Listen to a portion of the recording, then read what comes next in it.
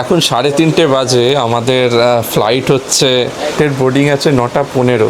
আমরা এখনো কাজ করছি, ঠিক আছে। Hello everyone, welcome back to our channel বাঙাল ঘটির জুটি। সো আজকে আমরা কিন্তু একটা নতুন এক্সাইটিং জার্নিতে বেরিয়ে যাচ্ছি। অফকোর্স 1 বছর পর আমরা মনে হয় লাস্ট ভ্লগ দিয়েছিলাম, মানে ট্রাভেল ভ্লগ দিয়েছিলাম আমাদের আই গেস পন্ডিচেরি। তারপর আজকে চলে এসেছি সোজা পন্ডিচেরি টু লন্ডন। এক্স্যাক্টলি, আপনারা ঠিক শুনছেন, আমরা চলে যাচ্ছি সরাসরি লন্ডন, একটা স্বপ্নের শহর, out of the bucket list. আমরা কখনোই ভাবিনি যে যাব। অ্যান্ড অফকোর্স এটা কিন্তু একটা হলিডে ট্রিপ নয়, এটা একটা ওয়ার্ক প্লাস হলিডে ট্রিপ, মানে আমার জন্য হলিডে ট্রিপ, আমার হাজব্যান্ডের জন্য নয়। তো ভাবলাম যে এত বড় একটা সুযোগ পেয়েছি আর আপনাদের সাথে শেয়ার করবো না, এটা তো হতেই পারে না। Of course you are guys are our family. So চলুন চলে পড়ি লন্ডনের জন্য। এখন আমাদের ফ্লাইট হচ্ছে 9:15 আমাদের বোর্ডিং। তো আমরা এখন বেরিয়ে পড়বো এয়ারপোর্টের জন্য। বাকি কথা কিন্তু এয়ারপোর্টে গিয়ে হবে। And of course like Thailand and any other tour আমরা সব কিছু আপনাদেরকে জানাতে থাকবো, কী কী হচ্ছে, কী কী হচ্ছে না, কী কী সেফটি মেজার্স, কেন কি আমাদের এক্সপিরিয়েন্স দিয়ে তো আপনারা নতুন এক্সপিরিয়েন্স বানাতে পারবেন। So keep on watching. And এতক্ষণে যদি চ্যানেলটাকে সাবস্ক্রাইব না করে থাকেন তো please do subscribe our channel.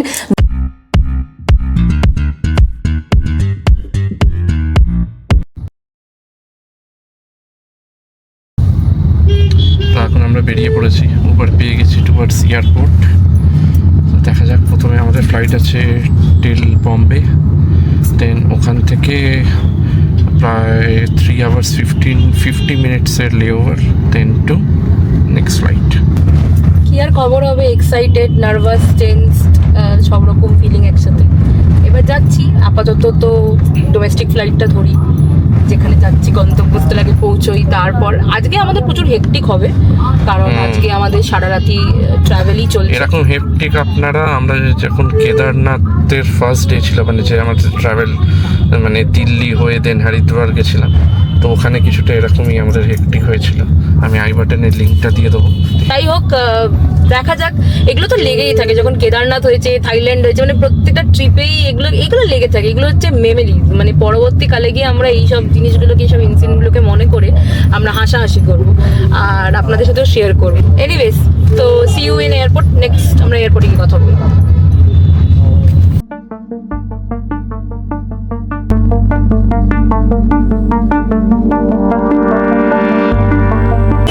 তো আমরা চলে এসেছি এয়ারপোর্টে, কলকাতার এয়ারপোর্টে। আর এখন আমরা ভেতরে যাব। এখন অবধি অনেক রকমের, আপনারা জানেন, সিকিউরিটি চেকিং, তারপর বোর্ডিং পাস নেওয়া, তারপরে ওয়েট করা। আপনাকে সব ইনফরমেশন নিশ্চয়ই দিতে থাকবো ভিডিওর মধ্যিখান দিয়ে।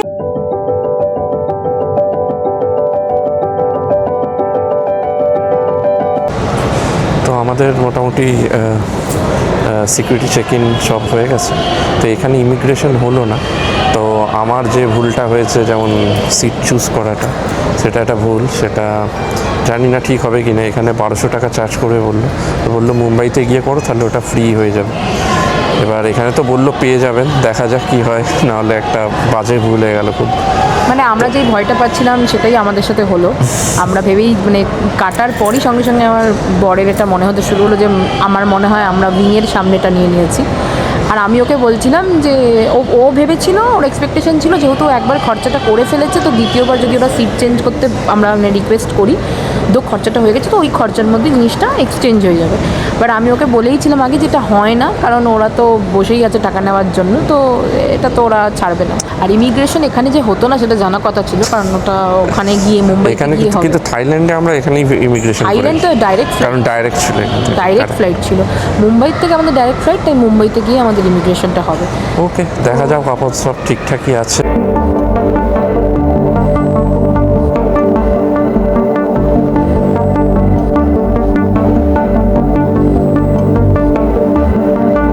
কিছুই করলাম না, বসে বসে একটু কাজ করলাম, ফোন টোন করা হলো সবাইকে, আর সময় নষ্ট করা হতো। বাপ রে, জিনিসের ভিড় কি! লাইন পড়ে গেছে কেন? লোকে লাইন দিয়ে দিয়েছে। তো এয়ারপোর্টে কি ভিড় এত রাত্রে! কি হয়েছে? সবাই কি কলকাতা ছেড়ে দিচ্ছে? ও না, ও আচ্ছা, শুরু হয়ে গেছে নাকি? আচ্ছা, লাইন পড়ে গেছে। বলো। আমার করলে আমার কি খবর হবে, খালি বসে বসে গল্পই করেছি বন্ধু বান্ধবের সাথে, আর চার্জ দিয়েছি ফোনে, যেটা কিনা আমি ফ্লাইটেই শেষ করে ফেলবো চার্জটা। তবে এখানে এয়ারপোর্টে অনেকে জ্যাকেট নিয়েছে, কী ব্যাপার? হ্যাঁ, আমি বুঝতে পারছি না এখানে কি সবাই মানে সবাই ভুলে গেছে যে কলকাতায় সামার চলছে, জানি না। আমাদের তো একটু ঠান্ডা লাগছে না, আমরা ঠান্ডার জায়গায় যাচ্ছি, তা আমাদের ঠান্ডা লাগছে না, মানে আমার বরের লাগবে না, আমাদের লাগবে না বাচ্চা। আর আমাদের বোর্ডিং টাইম চেঞ্জ হয়ে গেছে, মানে 15 মিনিটই চেঞ্জ হয়েছে, তার বেশি নয়। হ্যাঁ, বাট আমাদের ভয় আমরা হচ্ছে রাত্রি যে 1:15 মুম্বাইতে পৌঁছাবো।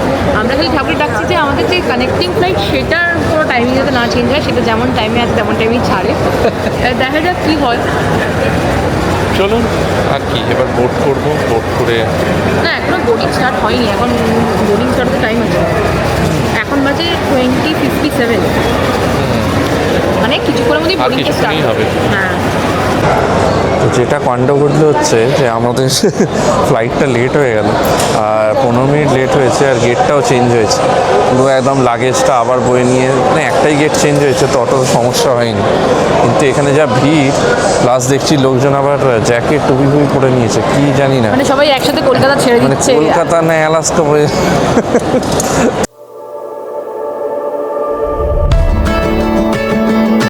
তো আমরা এখন বোট করে নিয়েছি flight number EI2410 from Kolkata to Mumbai. তো ফ্লাইটটা ছিল 10:15, বাট এখন 10:30 হয়ে গেছে। আমাদের 10টা নাগাদ শুরু হলো বোর্ডিং, তারপরে মোটামুটি এখনও বোর্ডিং চলছে, বাট জিনিসটা হয়ে গেল। বাট সিকিউরিটিটা মারাত্মক ছিল, লাইক মানে বোর্ডিংয়ের সময় দুবার সিকিউরিটি চেক হলো আমাদের সবাই। মেবি এটা মানে এটা একটা রিসেন্ট অ্যাডিশন, বিকজ এটা আমাদের এখন যেটা দিয়েছে এটা পুরোপুরি একটা ডোমেস্টিক ফ্লাইট, এয়ার ইন্ডিয়া, যদিও এটা এয়ার ইন্ডিয়া, বাট এটা পুরোটাই প্যাকেজিংটা বিস্তারা। তো যেহেতু এখন মানে ইট ইস পুরো মানে 100% অ্যাকুয়েড বাই টাটা, তো এটা টাটা শিয়া এয়ারলাইন্স বলে এরকম কিছু একটা লেখা আমি দেখলাম, নট 100% নট শিওর, বাট এরকম আমি দেখলাম। আর এই পুরো ব্র্যান্ডিংটাই কিন্তু বিস্তারা। প্রচণ্ড টায়ার্ড লাগছে, আমি তো এখনই ঘুমিয়ে পড়বো ভাবছি, তো আমার ফ্লাইটে খুব একটা ঘুম হয় না। তো দেখা যাক, এরপর অ্যাকচুয়ালি 10 ঘন্টার ফ্লাইট আছে, ওটাতে বরঞ্চ ঘুমটা দিলে কাজে হবে, এখন ঘুমটা জমিয়েই রাখবো। তো আমাদের সিট নাম্বার হচ্ছে 28F&G, সরি 28F&E। তো আমি বসেছি উইন্ডোতে, কারণ ও প্রচুর ভয়, বসবে না, ও আছে মিডিলে। তো বেসিক্যালি আমি নিয়েছি পেডটা, বিকজ আমার এটা কোম্পানি স্পন্সর করছে খরচা, কারণ ও ফ্রিতে ওটা পেয়ে গেছে, তো 5 মাসের জন্যই আমরা সেট করে নিয়েছি।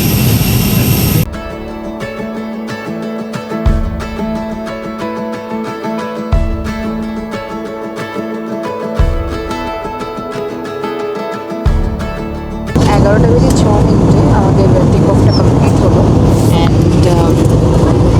আমাদের এখন খাবার দাবারের ফ্যাসিলিটি শুরু হচ্ছে। তো এখনও এখানে লাইটস অন করেনি, তো সিট বেল্টের যে সাইনটা থাকে সেটা অফ হয়ে গেছে। আর দেখি কেমন খাবার দাবার দেয়, আদৌ দেয় কি না, আমরা তো কিছু চুজ করিনি। তো আমরা এখন দ্য ডিপ্লোম্যাট দেখছি বসে বসে, খাবার দাবার না পেয়ে খুবই কষ্ট করে।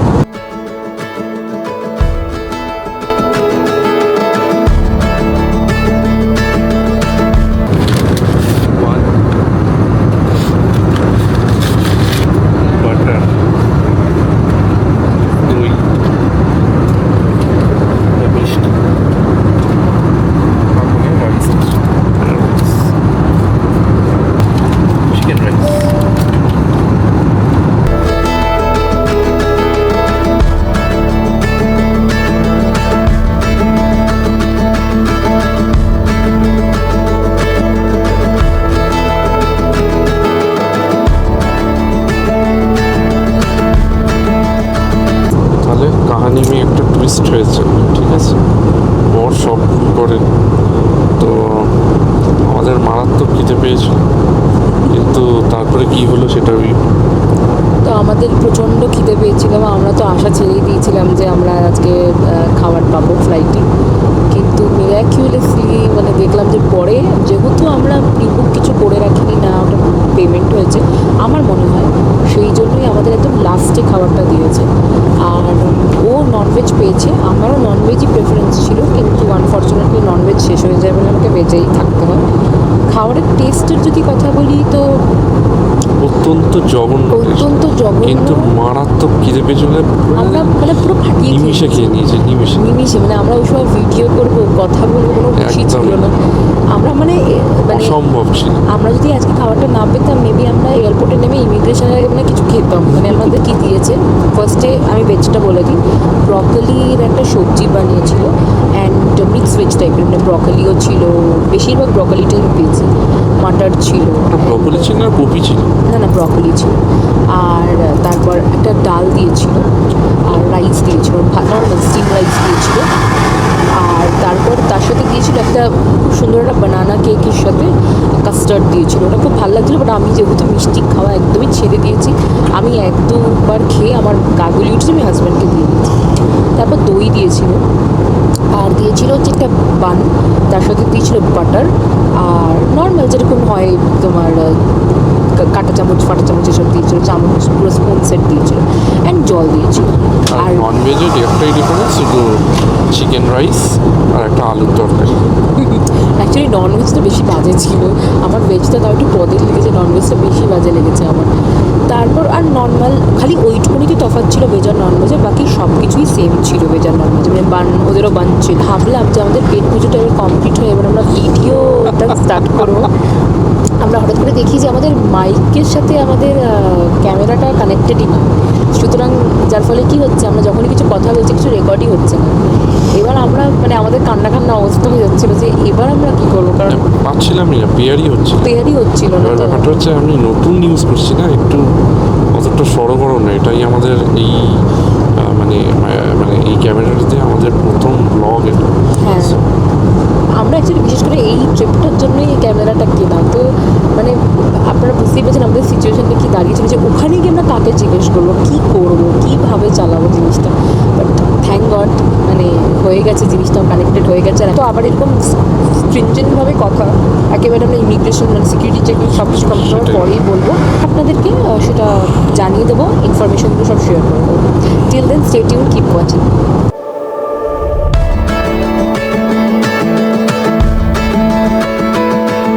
নমস্কার সবাই, এখন আমরা আছি ভারতের দ্বিতীয় বৃহত্তম আন্তর্জাতিক বিমানবন্দর ছত্রপতি শিবাজি মহারাজ ইন্টারন্যাশনাল এয়ারপোর্টে। তো আমাদের মোটামুটি 1:44-এ আমরা ল্যান্ড করলাম। তারপরে মানে ডিপারচার্সে প্রচুর লাইন ছিল, ইমিগ্রেশনে প্রচুর লাইন ছিল, তাই জন্য আমি আর সেরকমভাবে ভিডিও করার সুযোগ পাইনি। তো ডাইরেক্ট ইমিগ্রেশন করে আমরা চলে এসেছি গেট নাম্বার 72-তে, যেখান থেকে আমাদের ফ্লাইট আছে টু হাথ্রো, লন্ডন।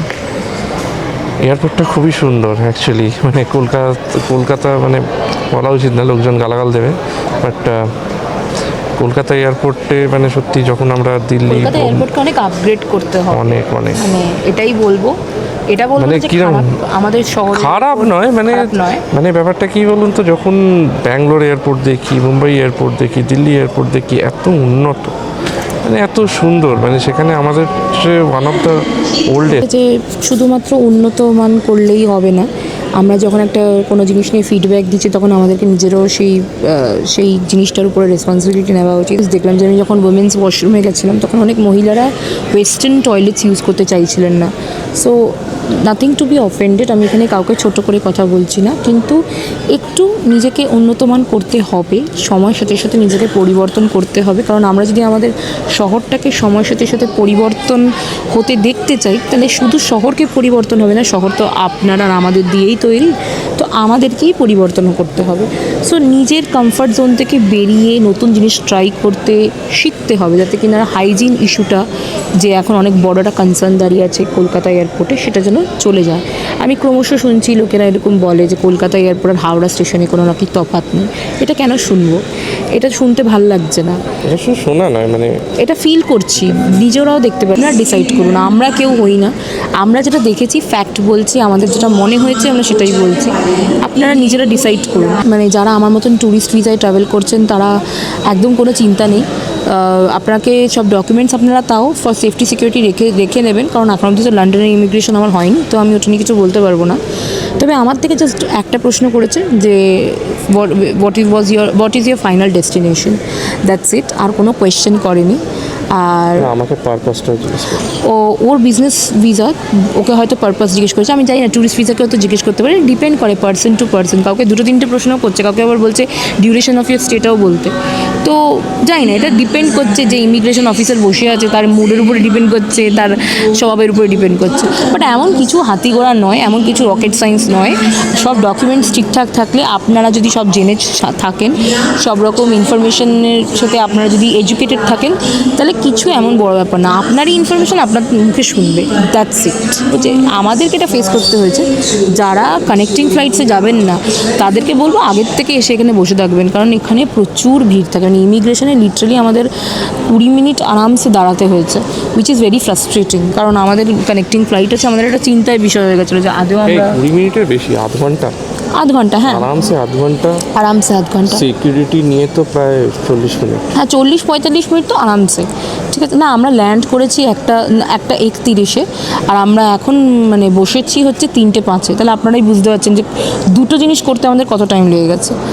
আর আরেকটা এখানে যেটা, আমাদের 4:30 বোর্ডিং, মানে সেরকম কোনো টাইমই পাওয়া যায়নি ওই লে ওভারে। আর ওখান থেকে বেরিয়েছি, কাজ মানে ইমিগ্রেশন টিগ্রেশন করে বসেছি, আর একটু বাদেই শুরু হয়ে যাবে বোর্ডিং। আরেকটা জিনিস যেটা আমি বলে দিতে চাই, সেটা হচ্ছে আমরা বলেছিলাম ভিডিওতে যে মানে আমাদের উইংয়ের কাছে সিট পড়েছে, যেহেতু আমাদের সিটটা হয়তো চেঞ্জ হতে পারে, বাট সেটা হলো না আনফর্চুনেটলি, কারণ আমরা প্রথমেই মানে আমরা গিয়েই আমরা প্রথমে সিকিউরিটি চেকিংয়ে চলে গেছিলাম, কারণ আমাদের কাছে সময়টা একদমই ছিল না, আর আমরা সত্যি কথা বলতে নষ্ট করতে চাই না, যেহেতু এখানে প্রচুর ভিড়, মানে যদি আমরা কাউন্টারে যেতাম প্রচুর লাইন, তো সেখানে 1 ঘন্টা যেত, নিয়ে তারপরে মানে খুব টায়ার্ড হয়ে যেত, তো ওই রিস্কটা নেওয়া যাবে না। আমরা ওই রিস্কটা নিতে চাইনি, কারণ জানি না আদেও আমরা ফ্রিতে পেতাম কি না, সেটা তো বলে রেখেছিল, বাট আমার বুজরুকি মনে হয়েছিল আওয়ার্স না 11 আওয়ার্সের ফ্লাইট হবে পুরো। আমার লাইফ টাইমে সবচেয়ে লংগেস্ট। ওর কি, আমারও লাইফ টাইমে সবচেয়ে লংগেস্ট, আমি এর থেকে লংগেস্ট ফ্লাইটে চড়িনি, এটা ওর জন্য নতুন, আমার জন্য নতুন একটা জিনিস। আমরা মনে হয় এখন এখান থেকে সোজা আমরা আপনাদের সাথে ফ্লাইটেই দেখা করবো, so stay tuned, keep watching. একটু মুম্বাই এয়ারপোর্টটা ঘুরে দেখাচ্ছি, দেখুন হ্যাঁ সুন্দর। চলুন দেখুন মুম্বাই এয়ারপোর্টটা, আমাদের সাথে সাথে আপনারাও এক্সপিরিয়েন্স করুন।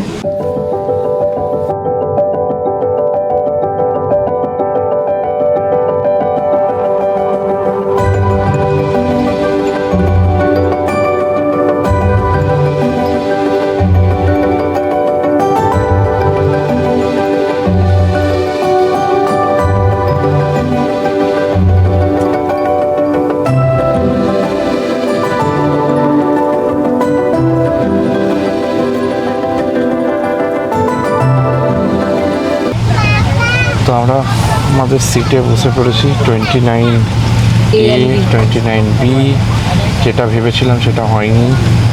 আমরা মানে কিছুটা অংশ হয়েছে, কিছুটা অংশ, বাট তবে আমরা পাবো, আরামসে ভিউটা পাবো, আরামসে ভিউ পাবো, কোনো চাপ নেই। তা একদম যতটা লাখ খারাপ ভেবেছিলাম ততটা নয়। আর তোমার কেমন লাগছে? আমি এরকম ফ্লাইটে আগেও চড়েছি দিল্লি যাওয়ার জন্য, সেটা ইন্টারন্যাশনাল ফ্লাইট, সো একটু অন্যরকম হয়, বেশ বড়ো হয় অ্যান্ড এভরিথিং। অ্যান্ড তোমার কেমন লাগছে? আমার জন্য তো ফার্স্ট টাইম আমি চড়িনি, আমরা যখন মনে হয় থাইল্যান্ডে গেছিলাম এরকম ফ্লাইটে চড়িনি, তো আমার জন্য তো খুবই দারুণ একটা এক্সপিরিয়েন্স, আর খুব এক্সাইটেড। ফ্লাইটে চলতে শুরু করুক, তারপরে দেখি কী হয়, আমরা সবই শেয়ার করবো আপনাদের সাথে। ঘুম পাচ্ছে? ঘুমটা এখন ফ্লাইটটা থেকে ঘুমটা উড়ে গেছে। আমি জাস্ট আধা ঘন্টা ঘুমিয়েছি আগের ফ্লাইটে, দেখা যাক। হ্যাঁ 10 আওয়ার্স তো আমরা ঠিক ঘুমিয়ে হয়তো পড়বো, মানে কতক্ষণই বা জেগে থাকবো, আর কী বা করবো, কত মুভিজ দেখবো। সেটাই। এখানে এই ডিসপ্লেটা চন্দু চ্যাম্পিয়ন আসছে, এটা আমরা ব্যাঙ্গালোরে দেখেছিলাম, চন্দু চ্যাম্পিয়ন।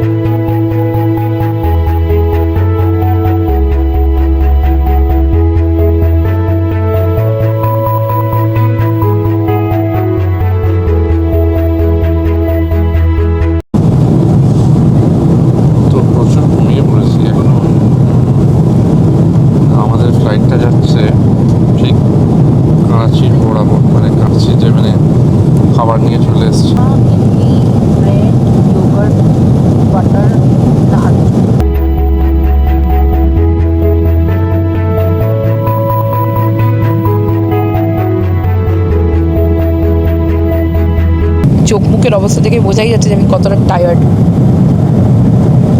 ঘটিবাবু এখনও ঘুমোচ্ছে, ওর ঘুমের কোটা এখনও কমপ্লিট হয়নি, আমার কোটা কমপ্লিট হয়ে গেছে। যাই হোক, বলতে বলতে এখানে একটা সুন্দর দৃশ্য এসে গেছে, তো চলুন আমরা ওটাকেই আগে দেখাই। তারা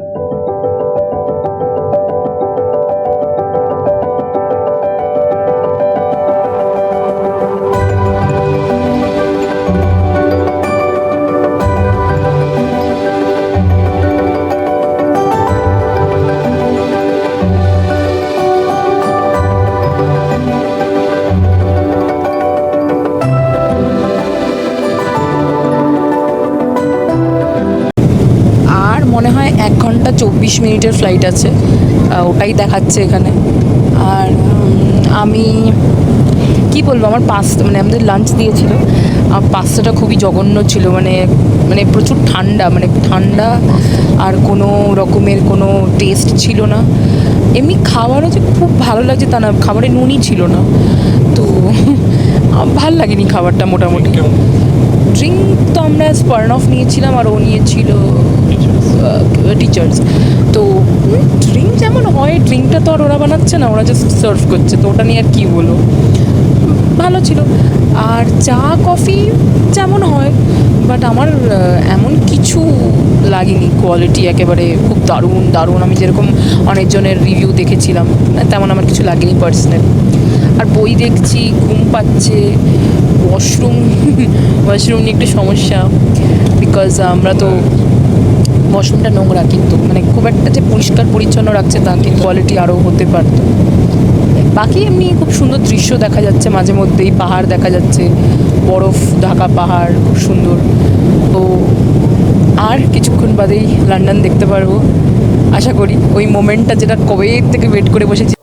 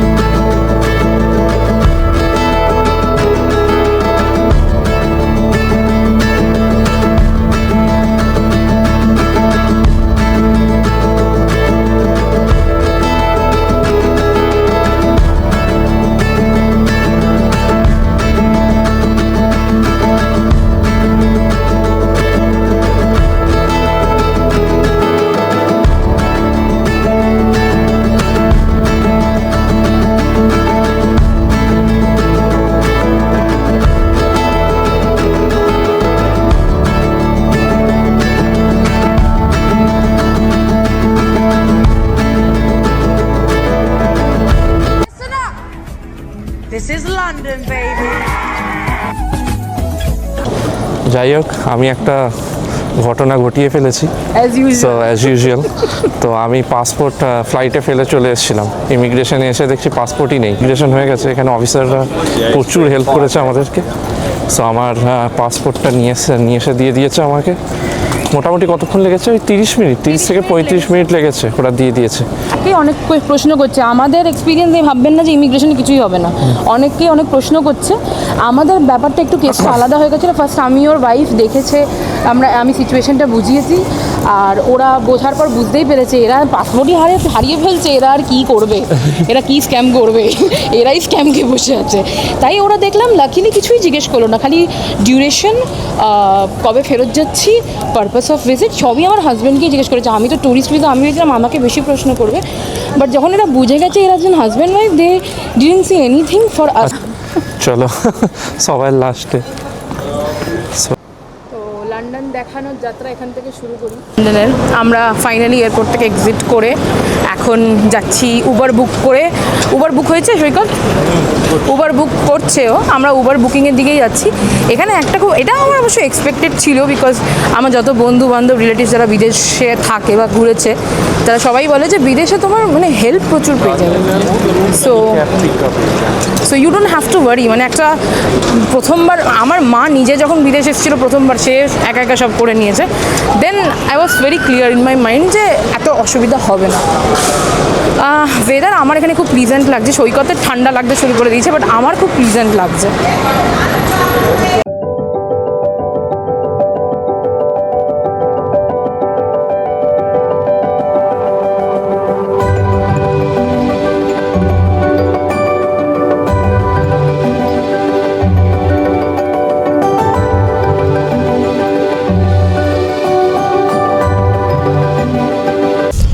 তো আজকের মতন এতটাই, পুরো জার্নি আমাদের পুরো কলকাতা থেকে লন্ডন কেমন লাগলো জানাবেন অবশ্যই।